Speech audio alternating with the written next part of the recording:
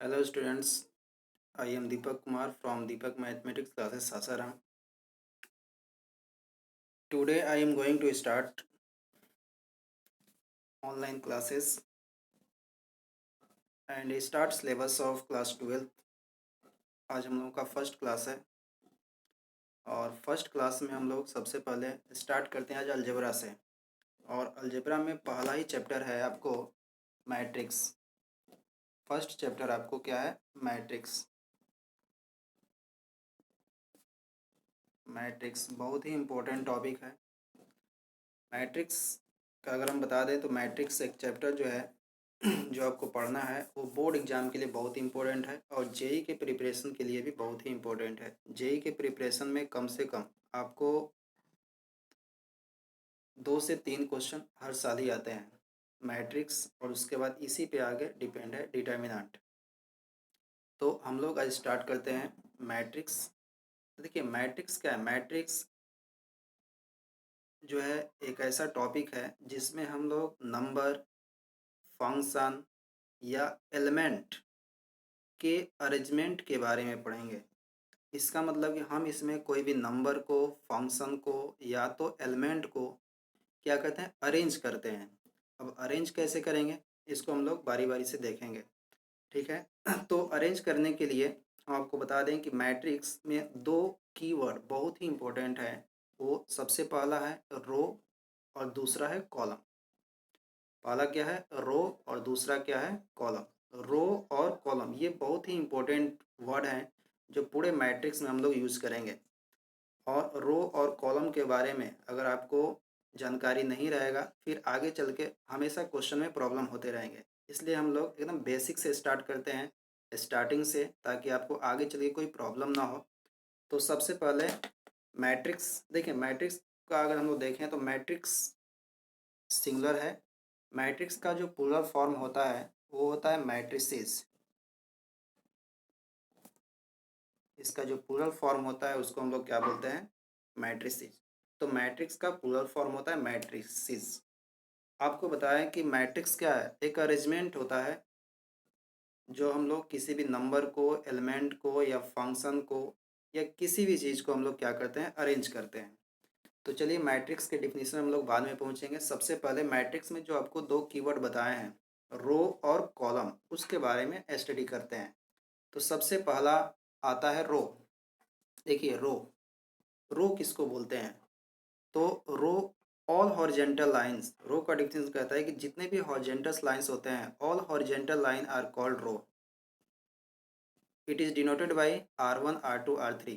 ऐसे आपको बता दें कि जो भी हॉरिजेंटल लाइन होती हैं उसी को हम लोग रो बोलते हैं। हॉरिजेंटल लाइन कैसे होंगी? जैसे आप जानते हैं कि नियामक अक्ष यानी कोऑर्डिनेट सिस्टम में, कोऑर्डिनेट सिस्टम हम लोग सीधे समझते हैं। कोऑर्डिनेट सिस्टम में ये होता है एक्स एक्सिस और ये होता है वाई एक्सिस। अब हॉरिजेंटल लाइंस का मतलब होता है कि जो लाइन एक्स एक्सिस के पैरेलल होती है, इस तरह से जो भी लाइन एक्स एक्सिस के पैरेलल होगी उसी को हम लोग क्या बोलेंगे? हॉरिजेंटल लाइन बोलेंगे। तो इसका मतलब कि वो लाइन, यानी वो लाइन जो है जो हॉरिजेंटल कहलाएगी, जो एक्स एक्सिस के क्या होगी? पैरेलल होगी। तो एक्स एक्सिस के पैरेलल जितने भी लाइन होती हैं उनको हम लोग क्या बोलते हैं? हॉरिजेंटल। तो इसको लिखते कैसे? ऐसे इस तरह से लाइन दिखाएंगे हम लोग। ये सब जितने भी लाइन है ये हॉरिजेंटल लाइन है और इन्हीं हॉरिजेंटल लाइन को हम लोग क्या बोलते हैं? रो। अब देखिए रो जो वर्ड है उसका जो फर्स्ट लेटर है वो आर है, इसीलिए हम लोग रो को किससे डिनोट करते हैं? आर से। रो को किससे डिनोट करेंगे? आर से। तो जितने भी हॉरिजेंटल लाइन है उसको हम लोग रो बोलेंगे और रो को डिनोट करेंगे आर से। क्लियर है? अब देखिए ये अगर फर्स्ट वाली हॉरिजेंटल लाइन है तो इसको लिखते हैं R1, सेकेंड वाली हॉरिजेंटल लाइन है तो इसको R2, थर्ड है तो इसको R3, इस तरह से बढ़ते जाएगा। अगर लास्ट में इसे डॉट डॉट कर देते हैं और जो लास्ट है, अगर मान लीजिए ये लास्ट हॉरिजेंटल लाइन है तो इसको किससे डिनोट करेंगे? RN से। RN का मतलब होता है कि nth रो। RN का मतलब क्या होता है? nth रो। इसका मतलब कि जो रो आएंगे उसको R1, R2, R3, R4 dot also RN से इंडिकेट करेंगे। ये क्लियर हो गया? तो जितने भी हॉरिजेंटल लाइंस होती हैं उसको हम लोग क्या बोलेंगे? रो। अब देखिए आगे पॉइंट, आपको थोड़ा क्लास तेज भी लग सकता है, फास्ट, लेकिन यहाँ पे आप ध्यान देंगे कि आपके पास वीडियो अवेलेबल रहेगा। आप दोबारा तिबारा जितना बार चाहें देख सकते हैं। क्लास किसी किसी को धीरे भी लग सकता है, तो आपके पास वीडियो है और आप 2 बार 3 बार, एक बार नहीं समझ में आया, 2 बार नहीं समझ में आया, आप बार-बार देखिए उसको। अब देखिए रो हो गया, अब रो के बाद अगला पॉइंट आता है कॉलम। अब देखिए अगला पॉइंट हम लोग देखेंगे कॉलम। रो हम लोग समझ गए कि जितने भी हॉरिजॉन्टल लाइंस होंगी उसको हम लोग रो बोलेंगे। अब कॉलम क्या है? अब देखिए कॉलम, कॉलम क्या कहता है? All verticals lines are called column. Column का डिफिनीशन है कि all vertical lines are called column. जितने भी वर्टिकल्स लाइन होते हैं उसी को हम लोग कॉलम बोलते हैं। जैसे में इस तरह से देखिए, वर्टिकल लाइन का मतलब कि ये कोऑर्डिनेट सिस्टम में देखा जाए तो एक्स एक्सिस और ये वाई एक्सिस। अभी आपको पीछे बताया कि एक्स एक्सिस के पैरेलल जितने भी लाइन होती हैं उसको रो बोलते हैं। तो अगर एक्स एक्सिस के पैरेलल लाइन को रो बोलेंगे उसी को हम लोग हॉरिजॉन्टल लाइन भी बोलते थे। अब देखिए कॉलम क्या होता है? Vertical line. इसका मतलब कि जो लाइन वाई एक्सिस के पैरेलल होगी, जो लाइन किसके पैरेलल होगी? वाई एक्सिस के पैरेलल होगी। वाई एक्सिस का मतलब कि देखिए ये हो गया एक्स एक्सिस, ये हो गया वाई एक्सिस। वाई एक्सिस मतलब इस तरह से। तो जितनी भी लाइन वाई एक्सिस के पैरेलल होती है उसको वर्टिकल लाइन बोलते हैं और उसी वर्टिकल लाइन को ही हम लोग क्या बोलते हैं? कॉलम बोलते हैं। क्लियर है? तो जितने भी वर्टिकल्स लाइंस होंगी उसको हम लोग क्या बोलेंगे? कॉलम बोलेंगे। और कॉलम का जो फर्स्ट लेटर है, कॉलम का जो फर्स्ट लेटर है वो क्या है? कॉलम का फर्स्ट लेटर सी है, इसीलिए इसको हम लोग डिनोट करते हैं सी से। और ये फर्स्ट वाला वर्टिकल लाइन है इसलिए C1, यानी ये पहला कॉलम, और ये दूसरा कॉलम, ये तीसरा और ये चौथा। इसका मतलब कि अगर इस तरह से हम लाइन खींच दें वर्टिकल लाइन, तो जो फर्स्ट वाली लाइन होगी उसको C1 बोलेंगे। इसका मतलब कि ये फर्स्ट कॉलम है, दूसरा C2, तीसरा C3, चौथा C4, इस तरह से बढ़ते जाएगा। जो लास्ट होगा उसको CN। इसका मतलब ये nth कॉलम है। तो आप समझ गए कि हॉरिजेंटल लाइंस को हम लोग रो बोलेंगे, वर्टिकल लाइन को कॉलम बोलेंगे। क्लियर है यहाँ तक? अब देखिए जैसे रो और कॉलम हम लोग समझते हैं, तो रो और कॉलम को मिला के जो भी चीज़ बनेगा उसी को हम लोग बोलेंगे मैट्रिक्स। तो हम लोग बेसिक समझ गए रो और कॉलम। अब यहाँ से हम लोग आते हैं मैट्रिक्स पे। अब देखिए मैट्रिक्स क्या होता है? मैट्रिक्स जो है किसी भी नंबर का, मैट्रिक्स क्या है? देखिए मैट्रिक्स जो है किसी भी नंबर का या ऑब्जेक्ट का या कोई भी फंक्शन का एक ऐसा रेक्टेंगुलर अरेंजमेंट होता है जिसके नंबर, फंक्शन या एलिमेंट रो और कॉलम में लिखे जाते हैं, यानी रो और कॉलम में व्यवस्थित होते हैं। तो देखिए यहाँ बेसिक डिफिनेशन पढ़ते हैं क्या कि a rectangular arrangement of number in row and column, यानी किसी भी नंबर को अगर हम रेक्टेंगुलर अरेंजमेंट में लिखें और किस में लिखें? रो में, और साथ ही साथ कॉलम में लिखें, तब उस अरेंजमेंट को ही हम लोग क्या बोलेंगे? मैट्रिक्स। यानी मैट्रिक्स का एक अरेंजमेंट है जिसमें हम एलिमेंट को रो और कॉलम में व्यवस्थित करके जो है रेक्टेंगुलर फॉर्म में लिखते हैं। क्लियर है? अब देखिए इसको हम लोग इसको डिनोट करते हैं स्मॉल ब्रैकेट से, सॉरी इसको जो है अरेंज करते हैं स्मॉल ब्रैकेट से या तो बिग ब्रैकेट से। यानी मैट्रिक्स को हमेशा स्मॉल ब्रैकेट में लिखेंगे या तो बिग ब्रैकेट में लिखेंगे। अब इसके बाद इसको डिनोट कैसे करेंगे? इसको डिनोट करते हैं इंग्लिश अल्फ़ाबेट के कैपिटल लेटर से। देखिए यहाँ पे it is denoted by capital letter of, capital letter हो गया ना, it is denoted by capital letter. इसको हम लोग कैसे डिनोट करेंगे? कैपिटल लेटर से। जैसे मान लीजिए ए हो गया, बी हो गया, सी हो गया, डी हो गया, ई हो गया, कोई भी कैपिटल लेटर से ऐसे डिनोट कर सकते हैं। तो यहाँ पे आपको क्लियर हो गया कि मैट्रिक्स जो है क्या है? मैट्रिक्स जो है किसी भी नंबर का, किसी भी फंक्शन का या ऑब्जेक्ट का एक रेक्टेंगुलर अरेंजमेंट होता है जिसके एलिमेंट जो है रो और कॉलम में जो है लिखे जाते हैं। हमेशा मैट्रिक्स को बिग ब्रैकेट या तो स्मॉल ब्रैकेट में लिखेंगे, और इसके अंदर जो भी जो है एलिमेंट आएंगे, अब देखिए उसको लिखते कैसे एलिमेंट को आपको बता दिए कि यहाँ पे इसको डिनोट भी करते हैं किससे? कैपिटल लेटर से। अब यहाँ पे समझिए, जैसे मान लीजिए हमारे पास, इसको लिखेंगे कैसे? मान लीजिए हमारे पास ये एक मैट्रिक्स हो गया ए, और यहाँ पे ये बॉक्स लिख दिया हम, बॉक्स यहाँ पे हो गया बॉक्स। अब देखिए ए क्या है? एक मैट्रिक्स है। हम क्या बोले हैं कि ए एक मैट्रिक्स है, और इस मैट्रिक्स को हम लोग किस में लिखेंगे? बिग ब्रैकेट या तो स्मॉल ब्रैकेट में। अब इस बिग ब्रैकेट में और स्मॉल ब्रैकेट में किसको अरेंज करेंगे? नंबर को, फंक्शन को या तो एलिमेंट को। और वो जो नंबर फंक्शन या एलिमेंट को जो अरेंज करेंगे वो किस में करेंगे, रो या तो कॉलम में। अब देखिए रो आप जानते हैं कि जो भी इस तरह की लाइनें होती हैं हॉरिजेंटल उसको रो बोलते हैं, और जितने इस तरह की लाइनें होती हैं उसको आप कॉलम बोलते हैं। यहाँ तो क्लियर है। तो अब देखिए इसको लिखेंगे इससे, मान लीजिए कि हमारे पास ए मैट्रिक्स है जिसमें यहाँ पे लिखा है 2 3 4 5 6 2 हो गया। तो यहाँ पे देखा जाए तो इसमें ए मैट्रिक्स में जो लिखा हुआ है एलिमेंट 2 3 4 5 6 2, तो ये ए मैट्रिक्स हो गया। और ए जो ये ब्रैकेट में लिखा हुआ है, जो भी नंबर लिखा हुआ है उसी को हम लोग क्या बोलेंगे, एलिमेंट बोलेंगे। इसी को हम लोग क्या बोलेंगे, एलिमेंट। ठीक है। तो इसका मतलब कि ए का एलिमेंट कौन कौन है, 2 3 उसके बाद 4 उसके बाद 5 उसके बाद 6 उसके बाद 2। तो इसका मतलब कि टोटल ए में कितने एलिमेंट हैं, 6 एलिमेंट हैं। ठीक है। और 6 जो एलिमेंट हैं वो कैसे जो है लिखे हुए हैं, तो यहाँ पे देखिए जो 6 एलिमेंट हैं उसमें उस टोटल 6 एलिमेंट को 2 रो यानी 2 पंक्ति, 2 रो और 3 कॉलम में लिखा हुआ है। इसका मतलब कि ये जो मैट्रिक्स बना हुआ है वो 2 रो और 3 कॉलम को मिला के बना हुआ है। अब फर्स्ट रो में अब देखिए ये हो गया फर्स्ट रो, ये सेकेंड रो, ये फर्स्ट कॉलम, ये सेकेंड कॉलम, ये थर्ड कॉलम, ये हो गया। इसका मतलब कि जो भी ये मैट्रिक्स आया था वो 2 रो और 3 कॉलम को मिला के बना हुआ था। अब देखिए यहाँ पे हम लोग कुछ चीज़ें यहाँ पे समझ लेते हैं। जैसे मान लीजिए आपको कहा जाए कि यहाँ पे ए है, यहाँ बी है, यहाँ सी है और यहाँ पे डी है। तो इसमें मैट्रिक्स कौन हो गया, ए। और ए मैट्रिक्स का एलिमेंट कौन कौन है, ए बी सी डी, जिसमें ए और बी फर्स्ट रो में है, सी और डी जो है सेकेंड रो में है। ए और सी फर्स्ट कॉलम में है, बी और डी सेकेंड कॉलम में है। तो इसका मतलब कि ये ए में A B C D element हो गया, जिसमें ये जो भी एलिमेंट है वो 2 रो और 2 कॉलम में जो है व्यवस्थित किया हुआ है। ठीक है। यहाँ तक तो क्लियर हो गया। अब यहाँ से हम लोग यहाँ पे देखिए आप एग्जांपल भी देख सकते हैं। ए मैट्रिक्स है जिसका एलिमेंट जो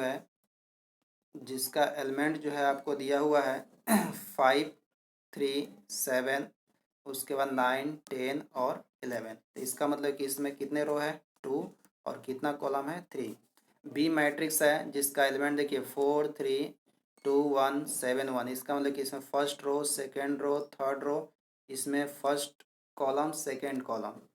इसका मतलब कि इसमें 2 रो है और इसमें जो है कितना रो हो गया, इसमें 3 रोज हो गया और 2 कॉलम हो गया। उसी तरीके से आप अगला एग्जाम्पल बता सकते हैं। देखिए सी एग्जाम्पल है जिसका एलिमेंट 5 7 9 और 10 है। इसका मतलब कि इसमें रो बताइए कितना है, रो एक ही होगा केवल, रो यहाँ पे 1 होगा और कॉलम कितना होगा, 1 2 3 4, यही होगा। इसका मतलब कि 1 रो और यहाँ पे 4 कॉलम होगा। तो इसका मतलब कि 1 इसमें रो होगा और 4 जो है क्या होगा, कॉलम हो गया। तो इस तरीके से हम लोग देख लिए कि मैट्रिक्स को हम लोग किस तरह से लिखेंगे और इसको कैसे हम लोग अरेंज करते हैं। अब देखिए यहाँ पे आता है एलिमेंट। आपको पीछे बताया कि मैट्रिक्स को हमेशा कैपिटल से लिखेंगे और जो बॉक्स के अंदर लिखे होते हैं नंबर उसी को हम लोग क्या बोलते हैं, एलिमेंट बोलते हैं। तो यहाँ पे अब वो जो एलिमेंट है उसको आप लिख भी सकते हैं या डिफिनीशन में, नहीं तो छोड़ दीजिए। तो देखिए एलिमेंट समझा देते हैं केवल आपको। Element of a matrix, all number in a given matrix is called element if,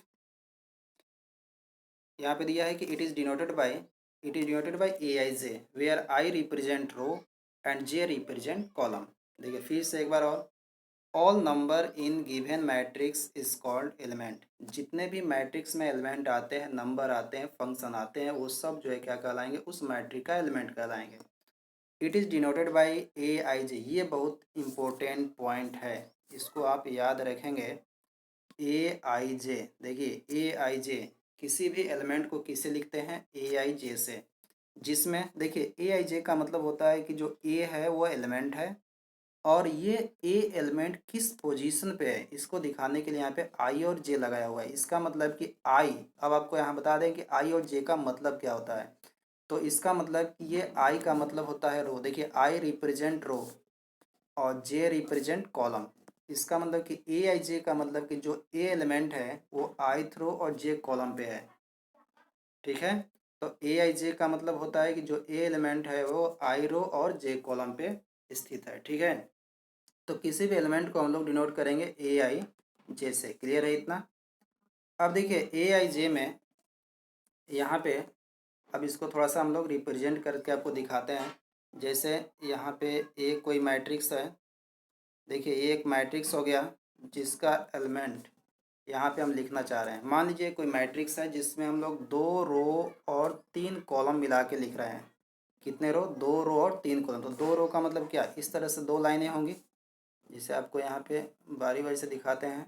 देखिए 2 रो और 3 कॉलम वाला अगर हम मैट्रिक्स बनाना चाहते हैं तो 2 रो हो गया ऐसे, 3 कॉलम का मतलब ऐसे, इस तरह से। ये आगे चल के आपको रिप्रेजेंटेशन ऑफ मैट्रिक्स में बताएंगे एक बार, लेकिन अभी थोड़ा सा आपको समझा देते हैं ताकि कल का क्लास और आसान हो जाएगा। तो देखिए ए इक्वल टू, ये मैट्रिक्स हो गया आपका।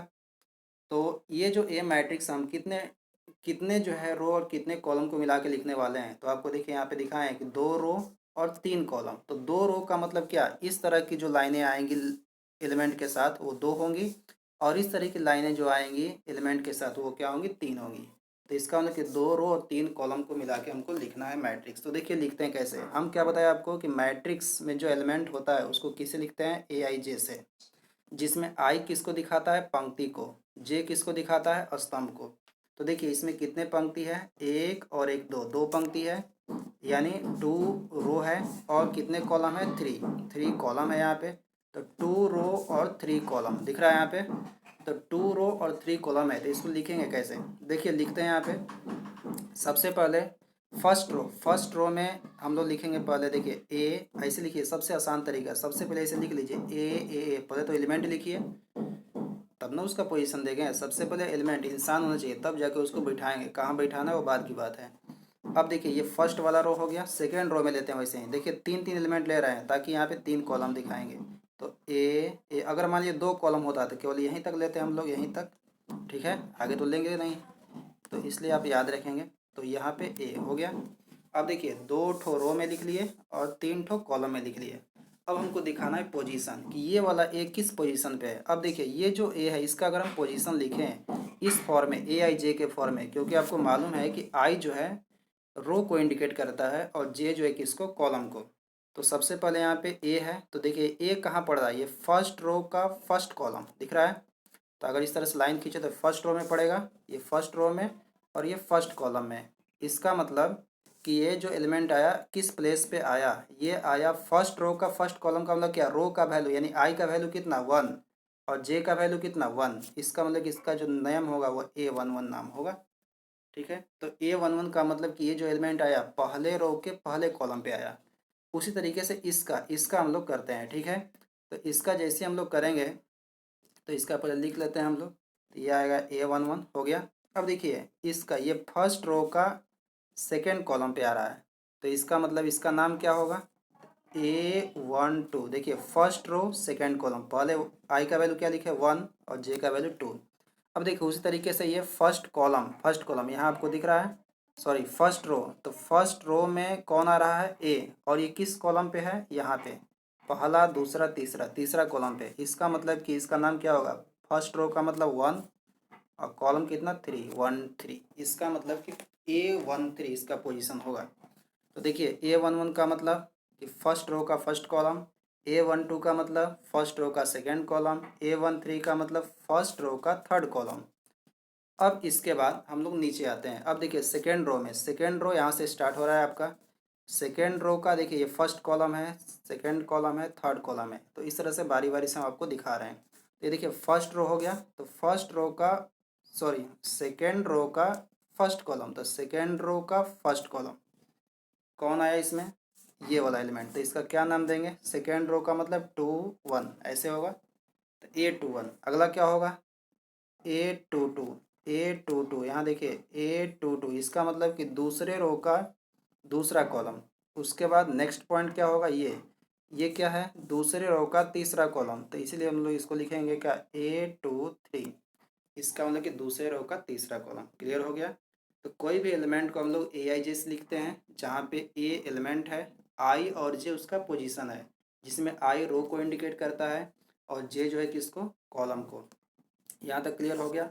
आपको यहाँ दिखा भी दिए कि जो भी इसमें एलिमेंट आ रहे हैं ए इक्वल टू, जो भी यहाँ पे हम लोग लिखे मैट्रिक्स जिसमें ए ऐसे लिख लेंगे, जितना भी रो कॉलम का कहेगा आगे चल के इसी को ऑर्डर बोलेंगे, बताएंगे। तो ये हो गया आपका 2 रो और 3 कॉलम हो गया आपका। तो इस तरह से हम लोग पोजीशन दिखा लेंगे। अब देखिए, जैसे मैं आपको एक एग्जांपल लेते हैं, जैसे ए इक्वल टू, देखिए फर्स्ट एग्जांपल हम लोग लेते हैं एक ठो। यहाँ ए इक्वल टू आपको दिया हुआ है, जैसे मान लीजिए क्वेश्चन ऐसे आता है बोर्ड एग्जाम में कि ए इक्वल टू 2 3 4 5 हो गया। तो देन फाइंड करना होता है आपको, फाइंड करना होता है ए 2 दूसरा हो जाएगा A21, तीसरा हो जाएगा A11। इस तरह से वैल्यू निकालने के लिए आपको क्वेश्चन दे सकता है। तो यहाँ देखिए, जैसे हम क्वेश्चंस आएगा मेरे पास A इक्वल टू 2 3 4 और 5, 2 3 4 5, और आपको फाइंड करना है A22 A21 A11। तो सबसे पहले हम इसका पोजीशन देखेंगे कि A22 मांग रहा है। A22 का मतलब हमको दूसरे आई का वैल्यू कितना है 2, जे का वैल्यू 2, इसका मतलब कि दूसरे रो का दूसरा कॉलम को ढूंढना है। तो सबसे पहले ए मैट्रिक्स में देखिए, ये पहला रो हो गया, ये दूसरा रो हो गया, ये पहला कॉलम, ये दूसरा कॉलम हो गया। तो सबसे पहले हम लोग क्या करेंगे कि हमको ढूंढना है A22, इसका मतलब कि दूसरे रो का दूसरा कॉलम। तो दूसरा रो यहाँ से स्टार्ट होगा, दूसरा रो का दूसरा कॉलम। तो दूसरा रो का दूसरा कॉलम कौन मिलेगा, 5। इसका मतलब कि यहाँ पे इसका वैल्यू कितना हो जाएगा, 5। तो इसका वैल्यू 5 हो जाएगा। अब देखिए A21 ढूंढेंगे। A21 का मतलब कि दूसरे रो का पहला कॉलम। तो दूसरे रो का पहला कॉलम, तो यहाँ पे हम लोग देख लेते हैं, दूसरे रो का पहला कॉलम, दूसरा रो का पहला कॉलम क्या मिला, 4। तो इसका मतलब इसका वैल्यू 4 हो गया। ठीक है। अब उसके बाद A11 का मतलब क्या, पहले रो का पहला कॉलम, पहले रो का पहला कॉलम। तो पहले रो का पहला कॉलम में कौन मिला, 2। तो इसका मतलब इसका आंसर हो गया 2। तो इस तरह से हम लोग अगर मैट्रिक्स आपको दिया रहे और एलिमेंट पूछे तो ऐसे निकाल सकते हैं। ये तो आपको कुछ कुछ चीज़ें बता दी अभी जब एलिमेंट आया तब, लेकिन जब इसको रिप्रेजेंटेशन जब आपको स्टार्ट करेंगे तो उसमें बताएंगे कि और डिटेल से इसको और भी क्वेश्चन कैसे बना सकते हैं। तो आज के लिए बस इतना ही। कल हम लोग ऑर्डर ऑफ मैट्रिसेस पढ़ेंगे, ठीक है। लेकिन जो चीज़ आज पढ़े उसको थोड़ा सा हम लोग रिकॉल कर लेते हैं, ठीक है। तो स्टार्टिंग से देख लेते हैं एक बार और। देखिए मैट्रिक्स, मैट्रिक्स का प्लूरल फॉर्म क्या होता है, मैट्रिक्स का प्लूरल फॉर्म होता है मैट्रिसेस। मैट्रिक्स में दो कीवर्ड है, एक रो और दूसरा कॉलम। देखिए रो क्या होता है, जितने भी हॉरिजेंटल लाइन इस तरह से होती हैं उसी को हम लोग बोलते हैं रो, और इसको डिनोट करते हैं R1 R2 R3 dot dot Rn से, ठीक है। उसके बाद आता है आपको कॉलम। कॉलम यहाँ आप देख सकते हैं, जितने भी वर्टिकल्स लाइन होती हैं उसी को हम लोग कॉलम बोलते हैं, और कॉलम को जितने वर्टिकल लाइन मतलब इस तरह की जो लाइनें होती हैं उसी को हम लोग क्या बोलेंगे, कॉलम बोलेंगे। और इसको डिनोट करते हैं C1 C2 C3 C4 dot dot last में कितना CN। उसके बाद रो और कॉलम के बाद आ गया आपका मैट्रिक्स। तो मैट्रिक्स क्या होता है, मैट्रिक्स कोई भी नंबर ऑब्जेक्ट या फंक्शन का एक ऐसा रेक्टेंगुलर अरेंजमेंट होता है इसके एलिमेंट को या फंक्शन को हम लोग किस में लिखते हैं, रो और कॉलम में। तो जब भी कोई भी एलिमेंट को हम लोग रो और कॉलम में व्यवस्थित करके रेक्टेंगुलर शेप में लिखते हैं तो उसी को हम लोग क्या बोलते हैं, मैट्रिक्स बोलते हैं। जनरली मैट्रिक्स को हम लोग किस ब्रैकेट में लिखते हैं, जनरली हम लोग मैट्रिक्स को लिखते हैं स्मॉल ब्रैकेट या तो बिग ब्रैकेट में, ठीक है। स्मॉल ब्रैकेट या तो बिग ब्रैकेट में लिखते हैं और इसको डिनोट करते हैं कैपिटल लेटर से। इसको डिनोट किससे करते हैं, कैपिटल लेटर से। आपको एग्जांपल भी दिखा है यहाँ पे, और जिसे मैं यहाँ पे आप एग्जांपल देख लीजिए इस तरह से है। उसके बाद हम लोग क्या देखें कि मैट्रिक्स को तो हम लोग डिनोट करते हैं कैपिटल से, लेकिन उसके अंदर जो भी ब्रैकेट के अंदर एलिमेंट होता है, जो भी ब्रैकेट के अंदर लिखा जाता है उसी को हम लोग एलिमेंट बोलते हैं, ठीक है। तो यहाँ तक हो गया आपका। और इसको हम लोग आपको बताए भी कि इसमें एलिमेंट को हम लोग डिनोट किससे करेंगे, AIJ से। तो कोई भी मैट्रिक्स अगर हम लिखते हैं तो उसको कैपिटल लेटर से, और उस बॉक्स के अंदर जो भी चीज़ हम लिखते हैं वही उसका एलिमेंट कहलाता है, ठीक है। और उसी एलिमेंट को हम लोग डिनोट किससे करते हैं, AIJ से, जिसमें A एलिमेंट होता है और इस एलिमेंट का आई और जे पोजीशन बताता है। इसका मतलब कि जो ए एलिमेंट है वो आई रो और जे कॉलम पे आ रहा है, ठीक है। तो ए आई जे। कल हम लोग इसके बाद पढ़ेंगे ऑर्डर ऑफ मैट्रिक्स कैसे निकालते हैं। ये बहुत ही इम्पोर्टेंट जो है, ये बहुत ही इम्पोर्टेंट टॉपिक है, ठीक है। और इस पे ऑब्जेक्टिव क्वेश्चन बहुत पूछे जाते हैं।